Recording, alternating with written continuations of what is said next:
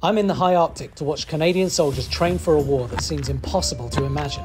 But with Russia, the US, and even China all vying for resources and influence up here, it's not as outrageous as it sounds. Except for the cold, which might be one of the most outrageous things I've ever experienced. It's minus 55 degrees here in Resolute Bay. We're about 75 degrees north of the equator in the high Arctic. And this is where Canada sends its troops to learn how to live, to survive, and to potentially fight in, well, in this. You have to keep your gloves on all the time. Even getting your hands out for more than, say, 20 seconds, you risk doing yourself an injury.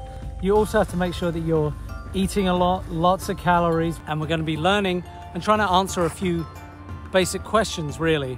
What are these troops defending here? What are the sort of threats and situations that they're thinking about? As remote as this place is, the Arctic is also a strategic crossroads between East and West, bringing together the Atlantic and the Pacific. During the Cold War, the missile paths between the superpowers went over the North Pole. It was the shortest way. Today, as climate change threatens a different kind of catastrophe, the retreating ice potentially opens up resources, shipping lanes, and therefore a renewed zone of strategic competition and possible confrontation. Canada is NATO's Arctic giant, with more territory in the region than the rest of the alliance combined, and is also the de facto northern frontier of the United States and a gateway to the Atlantic. In other words, Canada's Arctic security is a keystone of the West's security writ large. Yet, for all this territory, few people live here, complicating Canada's sense of sovereignty. The town itself is stretched out below me. It's a very small town. Roughly only about 180, 190 people live here full time. But this is the town that effectively came into being in the early years of the Cold War, when Canada was asserting sovereignty. There is something of a dark history of forced relocation here. We're going to be living with and observing and talking with Canadian troops and their instructors and rangers, many of whom are indigenous and live within this region.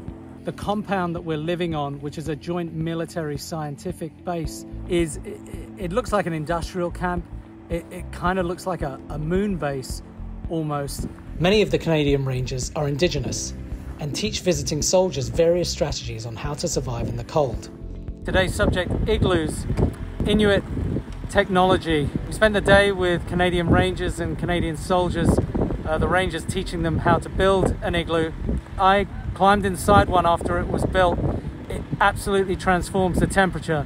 You're not exactly toasty, but once you're out of that wind, you feel way warmer. You set up a candle, and your own body heat and your breath will make sure that you survive the night. The intense cold in winter here can obscure the real changes being inflicted by a warming climate. Glacial retreat, melting permafrost, shifting animal populations, and more intense storms, to name just a few. It's tempting to think of climate change as unlocking a vault of resources to be exploited here, like the neat click of a lock. In reality, it's more like the swing of a wrecking ball, adding a new force of unpredictability to an already unforgiving place.